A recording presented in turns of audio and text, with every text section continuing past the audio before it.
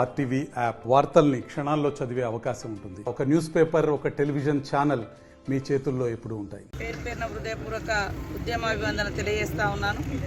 మరి ఫిబ్రవరి 2వ తారీఖు నాడు ఇంద్రవెల్లిలోకి మన సీఎం రేవంత్ రెడ్డి గారు 2 గంటలకు వస్తున్న సందర్భంగా ఇక్కడ భారీ బహిరంగ సభను కూడా ఏర్పాటు చేస్తున్నటువంటి విషయంలో మేము ఈరోజు ఇక్కడికి సందర్శించి జనం సమీకరణ కానీ అదేవిధంగా స్మృతి వనానికి సంబంధించినటువంటి ఏర్పాట్లను పరిశీలించడానికి ఇక్కడికి రావడం జరిగింది. ఇంద్రవెల్లి అమరవీరులకు జోహర్లు అర్పిస్తూ కొమరం భీమ్ గారి యొక్క పోరాట స్ఫూర్తి, జల్ జంగిల్ జమీన్, అదేవిధంగా భూమి కోసం, భుక్తి కోసం, విముక్తి కోసం ఇంద్రవెల్లి ఆదివాసీ అమరవీరుల పోరాట స్ఫూర్తితోటి మరి సీఎం రేవంత్ రెడ్డి గారు ఆ రోజు ఆయన రాష్ట్ర అధ్యక్షుడిగా అయిన తర్వాత మొదటి భారీ బహిరంగ సభను అణగారిన వర్గాలైనటువంటి, అట్టడుగు వర్గాలైనటువంటి, అంచబడ్డ బిడ్డలైనటువంటి దళిత గిరిజన ఆదివాసీ బహుజనుల బహిరంగ సభను దళిత గిరిజన దండోర పేరుతోటి మరి లక్షలాది మందితో ఇంద్రవెల్లి అమరవీరుల సాక్షిగా ఇక్కడ నిర్వహించడం జరిగింది.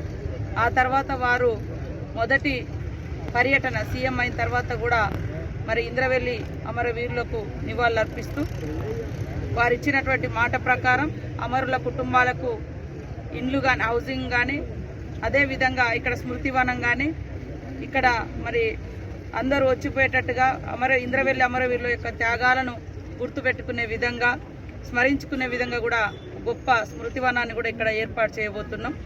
దానికి సంబంధించి ఈ జిల్లాకు కానీ, ఈ ఉమ్మడి ఆదిలాబాద్ జిల్లా కానీ, అదేవిధంగా ఖానాపూర్ నియోజకవర్గానికి సంబంధించి కానీ, ఊట్నూరు, ఇంద్రవెల్లి పరిధిలో రకరకాల అభివృద్ధి కార్యక్రమాలకు కూడా వారు ఫౌండేషన్ వేయబోతున్నారు.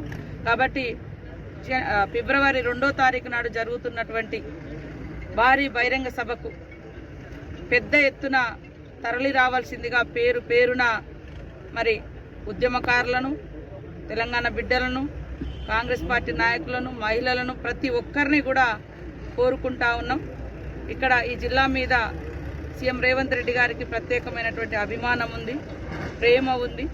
కాబట్టి మొదటి అడుగు అభివృద్ధి పదంలోకి తీసుకురావడం కోసం సీఎం అయిన తర్వాత పోరాట స్ఫూర్తిలో కూడా ఇక్కడ నుంచి వారు పోరాట స్ఫూర్తి వేదికగా మరి ప్రతిపక్షంలో ఉన్నప్పుడు కూడా కొట్లాడడం జరిగింది.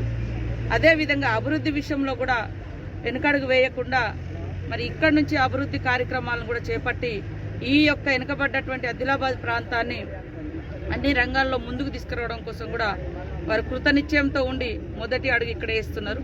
ముఖ్యంగా మీరు చూస్తే మరి ఆదిలాబాద్ జిల్లాకు ఒక పోరాటాల జిల్లా, వనరులు ఉన్నాయి, అదేవిధంగా వెనుకబాటుతనం కూడా ఉంది. సీఎం రేవంత్ రెడ్డి గారు మొదటి పర్యటన ఆ రోజు వారు అధ్యక్షుడైన తర్వాత, రాష్ట్ర అధ్యక్షుడైన తర్వాత ఇక్కడికే వచ్చిండ్రు. మా బట్టి విక్రమార్క డిప్యూటీ సీఎం గారు కూడా వారి యొక్క పాదయాత్ర ఆదిలాబాద్ జిల్లా నుంచే మొదలు పెట్టడం జరిగింది. సో ఇక్కడ సమస్యలను ఎక్స్పోజ్ చేయడం కోసం, సమస్యలను మరిన్ని వీడియోస్ కోసం ఛానల్ ని సబ్స్క్రైబ్ చేయండి. లేటెస్ట్ అప్డేట్స్ కోసం వాట్సాప్ ఛానల్ ని ఫాలో చేయండి. అండ్ లింక్ డిస్క్రిప్షన్ లో ఉంది.